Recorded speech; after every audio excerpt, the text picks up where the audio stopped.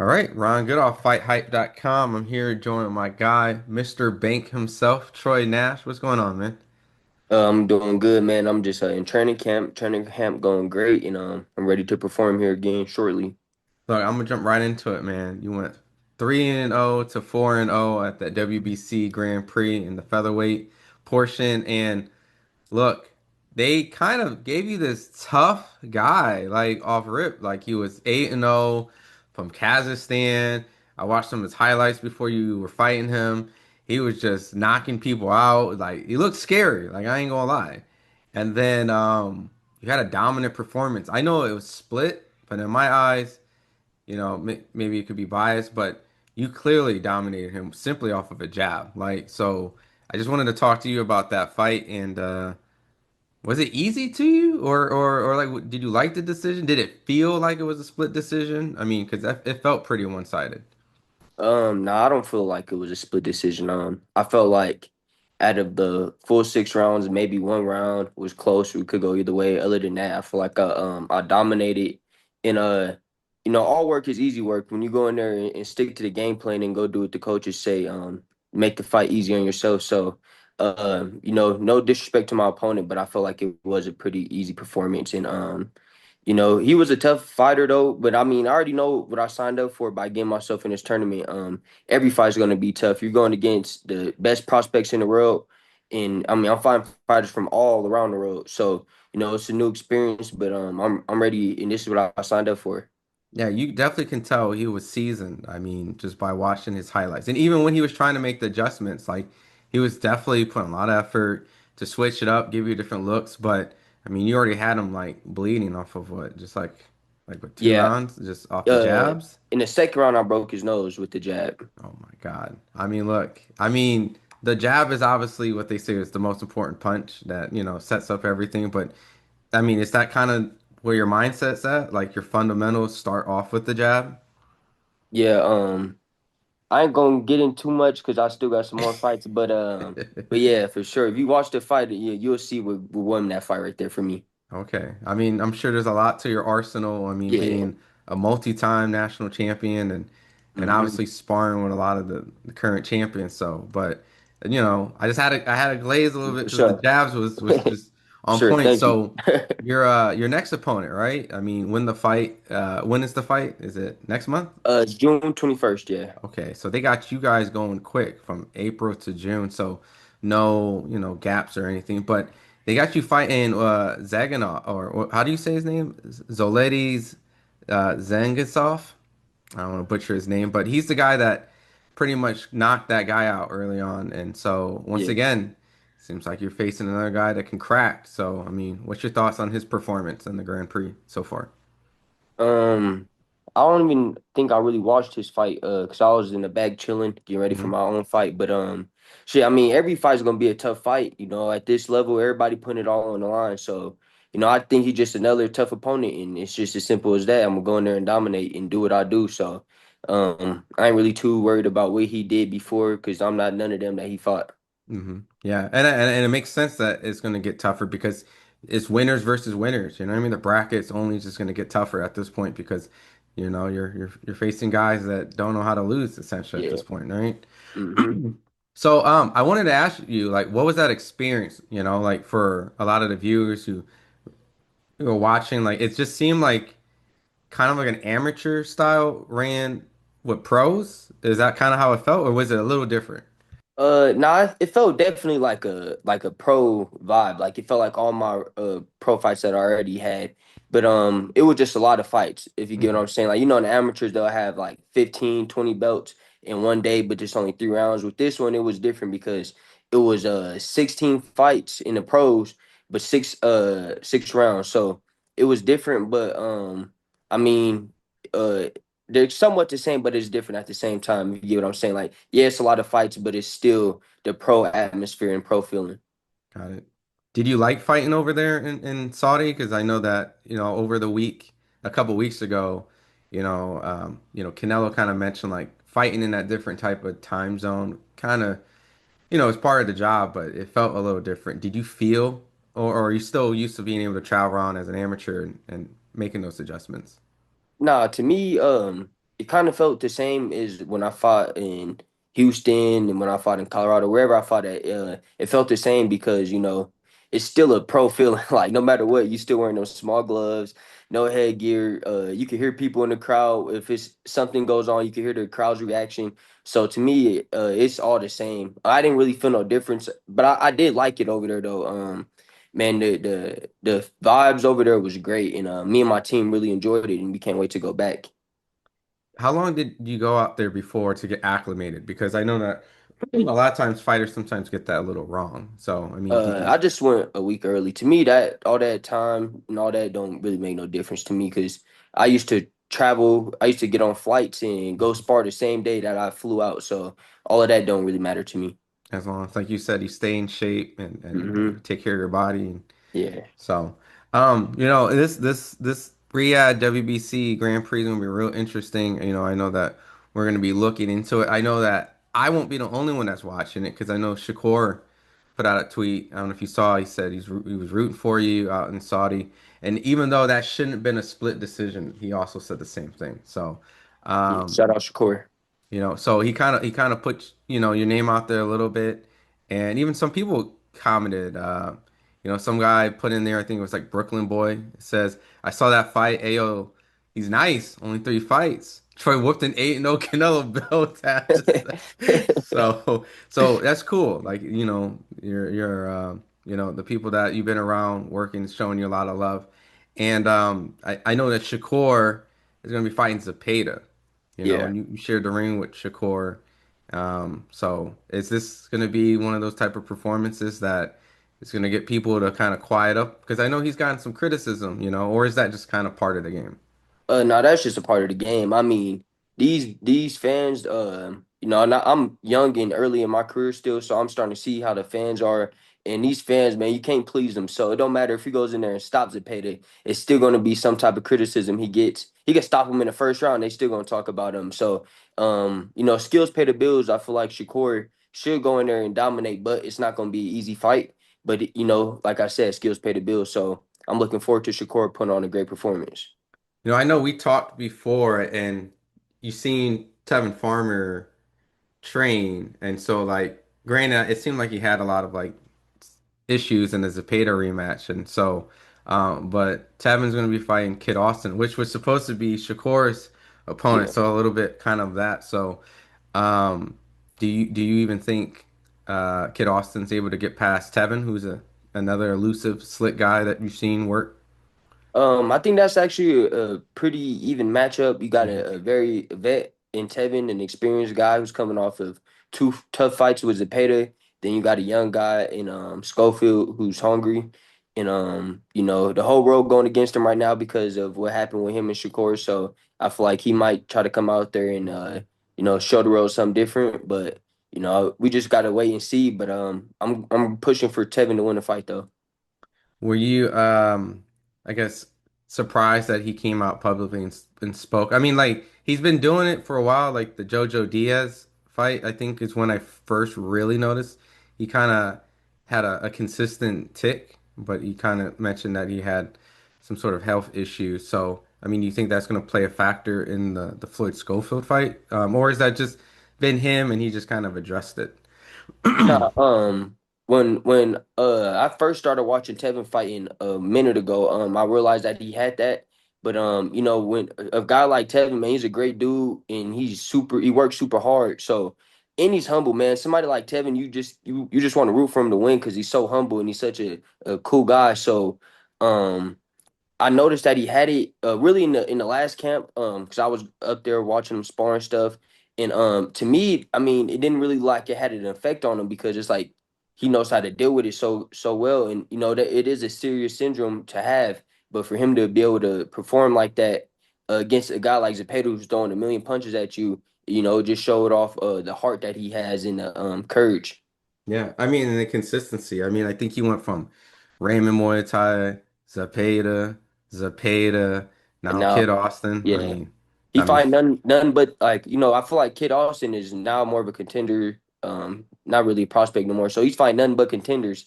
Zepeda's getting ready to fight for a world title. Murtaya, I think he just won a world yeah, title. he just won Yeah, that so interim IBF. So he just won the world title. So he's fighting nothing but contenders nonstop. So, all the respect and credit to Tevin. Just kind of wanting to get your perspective because I know, fight fans really don't like the idea of two of the top guys who are pretty much like could essentially have these fantasy matchups now. And coming through the amateurs, right? I know that sometimes a lot of people create great bonds and friendships. And oh, can you hear me? Yeah, my bad. No, you're fine. They build great bonds, and sometimes, if you're lucky, they're not in the same weight class, right? So, I guess in your situation, like, do you have any type of like friends in boxing, and if so, like, how can you help explain that? I guess because a lot of fight fans, including maybe myself, not pitting them together, but have that understanding that there's no friends in boxing, but where is that level outside of that? I'm gonna be honest with you.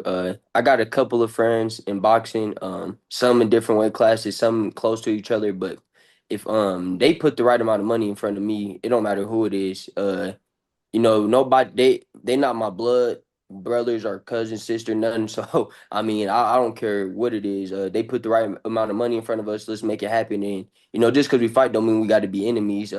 Let's go get this money, go put on a great performance for the fans, and then go count that money up. So to me, I don't know their bond, and maybe their bond is deeper than people Hmm. understand. So maybe that's why they don't fight each other. But me. Yeah, I grew up with a lot of people in amateurs, and we became close. But shit, I still fight them. And when you want to prove that you're the best, and they got you and your friend comparing y'all 1A and 1B, y'all got to go ahead and put on a show to see who's really the best in the world. Yeah, no, I mean it's kind of tough because it's almost like you're so competitive in your field you because you have to, right? And then you have to kind of like Yeah, pause for this a is second. boxing, so it's different. This ain't like football, basketball. Even in them sports, they go against each other, friends. And like right now, the playoffs is going on, and I see guys that are super cool with each other. But when they in that game, they ain't shaking hands, they ain't doing none of that because we in a competitive field. So like with boxing, you definitely can have friends. There's nothing wrong with having some friends that box, but when the time comes and it's time for y'all to fight, that friendship got to get put to the side for a little bit and y'all fight.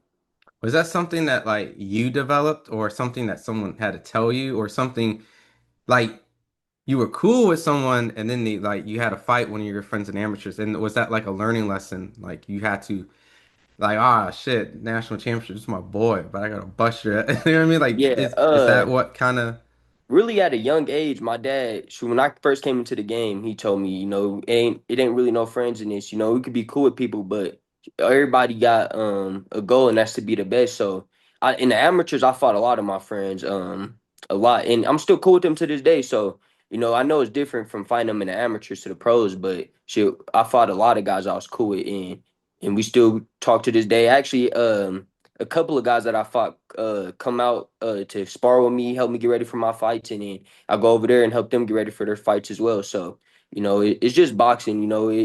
Let's just keep it boxing. Once we fight, and then it's that.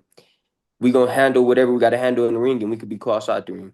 yeah, I know like Floyd and Zab, they kind of got Hmm. heated, but they were good friends and they became obviously, close friends Yeah, you afterwards. see, after they fought, Zab was helping Floyd out for the Pacquiao fight. So, Yeah. definitely you could fight your friends.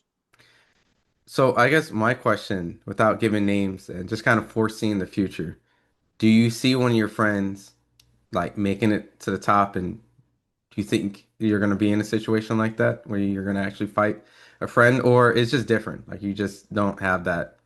I kind of don't. I mean, I look at anybody that's in my weight class like as an opponent. I ain't trying to be cool with nobody that's in my weight class. So, but I mean, I have friends that's around my weight classes, and it could possibly happen. But as of right now, I'm just focused on what's going on in my weight, and then shit. If I go up and weight and somebody's there that I'm cool with, then we just gonna make it happen to see who's the best. But as of now, it's not like I'm looking at one person like, oh, that's my friend, and we might fight. But right now, it's just I'm focused on the right now and what's going on, which is the 126, and I'm not cool with nobody at 126. I respect it. I'm sure a lot of fight fans want to hear that. You know what I mean? And I know their situation is deeper than that. Just always curious because, I'm not in the field, so it's always good to get another perspective. I do know though is And you saw Richardson, Hitchens, and Shakur spar each other. Hmm. And I think things are starting to heat up a little bit, like you said, around the weight classes. And I just talked to Keyshawn, and Keyshawn's 135, Richardson, Hitchens 140. I mean, I think at some point, like, they're going to have to meet because there's a lot of stuff going on online, social media. So, based off the style, right? You don't really have to necessarily pick a winner in that fight, but if Keyshawn would happen to develop, move up to 140, Richardson stays at 140, keeps his style. I mean, is that a fight where you see two boxers, or you see like more like a brawl happening? Like, because I know they've shared the same opponent, Gustavo Lemos, in different circumstances. Shit, I think that'd be like a brawl for real. I ain't gonna lie, cause Really? I feel like uh Keyshawn to bring out the dog in Hitchison, and I mean they'll bring the dog out of each other. So I can't really see that just being boxing, somebody trying to outbox the other. I feel like that'd break out to a firefight. Yeah. I mean, there's little clips of their sparring a little bit, and it's kind of what you projected. Like they were Yeah, fighting, like, yeah, you know? uh-huh. I mean, I think there is some sort of dislike brewing. So I don't know in the amateurs, but have you had kind of a fight where you were emotionally involved, where you're like, I don't like this guy, and did it change how you fought, or did it kind of help you amplify a certain style and made them fight emotionally, if that makes sense? Yeah, definitely them get emotional. Shit, this is boxing. I ain't getting emotional in that ring because you get emotional, get careless, and you get caught. So I don't fight off emotions. But definitely it's like, yeah, you're gonna feel these punches for sure. But I never go in there like, trying to fight off emotions because shit, that's how a lot of fighters be getting clipped and getting knocked out. How do you stay poised? Because like how many national championships you won again? It was 15. 15. So I mean, Yeah. obviously you've kind of mastered that in the amateur scene. Like how do you, I guess, just remove your emotions? I guess it's so hard just for the average person. Uh, to me, it's like I said, it's just boxing. Like, it ain't none. If it's nothing outside the ring, then it's just boxing. And I'm gonna go in here and do my job. Like, I look at boxing as a job. And I mean, when you're working with coworkers or something, and you're not trying to lose your job, because you lose your cool in that ring, you get disqualified or something. So. And when people work in jobs and they got coworkers they don't like or something, they don't, they don't just flash out on the coworkers. They keep their calm and they do what they got to do to get that money. So me, when I'm in the ring and if it's somebody I don't like or they get to doing stuff dirty, because fighters do that. They'll get dirty and try to get underneath your skin and try to throw you off your game. But it's like shit. I'm gonna keep doing what I got to do and just stay smart and keep boxing. And maybe that goes credit to my dad because he's always tell me you can't fight off emotions. When I was younger, since like I first started boxing, my dad's always told me that we don't fight off emotions. We go in there and we do what we got to do, and then if somebody feels some type of way afterwards, and that's just that.